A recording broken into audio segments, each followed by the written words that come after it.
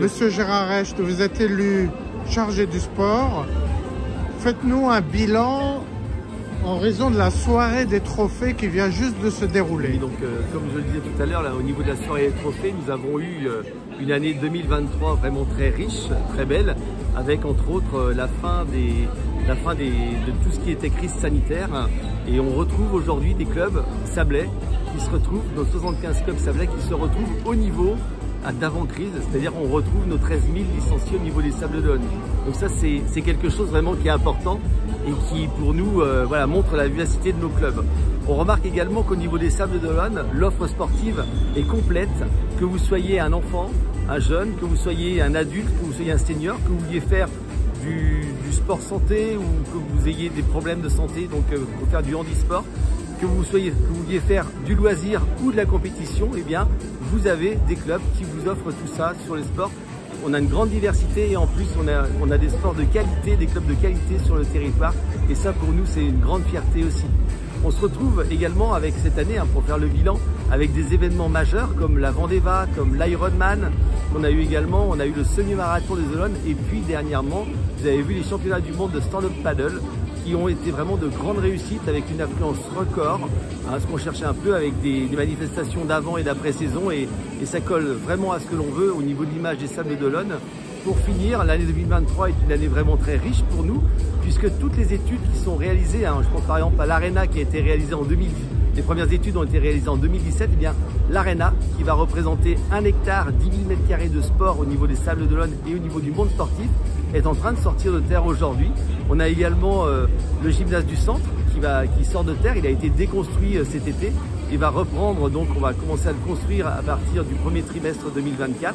Et puis on va avoir également, vous êtes peut-être passé au niveau des Chirons, dernièrement, on n'agrandit pas la piscine, mais on va avoir également au niveau du site des Chirons un beau parc urbain sportif où on pourra accueillir des familles, mais également du sport, comme notamment le TVEC qui pourra avoir une nouvelle base de vie, des terrains de foot, on aura des parcours sportifs, on pourra faire du tennis de table, de la pétanque, enfin toutes les choses possibles et imaginables pour le bien-être, le sport et la santé bien évidemment. Le sport se structure, mais alors parlez-nous des trophées du sport de ce soir. Alors au niveau des trophées du sport pour ce soir, on avait pléthore effectivement de sportifs. On a vu tout à l'heure Mathis Valin qui est un grand champion. Il faut aller le voir vraiment lorsque vous avez la Rookies Cup au mois d'août sur le motoclub des Olonnes au Coudriou. C'est vraiment un grand champion, quand on le voit partir, il part en flèche. S'il n'est pas premier, il rattrape tout le monde et il passe vraiment super. Donc qui aujourd'hui est champion. Et on a également Xavier Macaire qui concourt aujourd'hui et qui en mer il ne pouvait pas être présent et c'était vraiment c'est vraiment un grand marin et qui représente haut les couleurs de la ville et de l'agglomération des Sables d'Olonne. On a vu également de grands athlètes. Nathan aussi. On a eu Nathan tout à l'heure. Nathan, pardon. Ouais. Oui, on a eu Nathan tout à l'heure également. Mais voilà, on se retrouve avec Loris au niveau du judo, on se retrouve avec pléthore de champions sablais qui nous représentent toute l'année et qu'on essaye d'accompagner au mieux. Ça montre vraiment la qualité du sport au niveau local parce que toutes ces personnes-là, ce sont des locaux. Et il faut bien comprendre qu'on a une grande diversité. Il y a des gens qui n'étaient pas représentés non plus chez nous, mais qui sont des licenciés sablais, comme Hélène Noesquen du SNS. On a également... c'est ce qui est étonnant aussi, plusieurs champions du monde. On a des champions du monde, mais ce que je disais, donc Hélène Noesquen qui a été championne du monde, championne d'Europe d'IQ Foil. Vous avez Pierre Lecor également, même chose au niveau du triathlon. Vous avez également Anaëlle Roulet qui est également une grande championne paralympique. Donc au niveau de la natation, eh bien, ces trois-là ont de fortes chances de se retrouver sélectionnés pour les JO de 2024. Donc on a vraiment un vivier de sportifs, un vivier de clubs. Donc les Sables, une ville très sportive. La ville des Sables est une ville très sportive et on est prêt pour 2024 pour accueillir la flamme. Je rappelle, le mardi 4 juin 2024, on va avoir la chance d'avoir au Sables d'Olonne la flamme. Pour les Jeux 2024, on va avoir la chance d'avoir la flamme olympique sur les Sables d'Olonne et d'être ville-étape justement. Ce qui veut dire qu'il va y avoir une belle cérémonie et je pense que derrière on va faire une belle fête populaire. C'est un moment à ne pas manquer, ce que je disais tout à l'heure.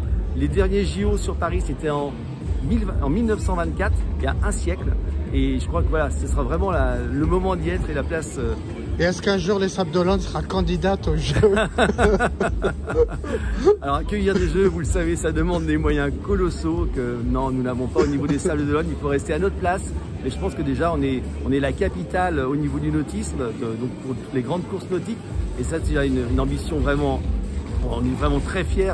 Ça faisait partie de nos ambitions et on travaille d'arrache-pied dessus.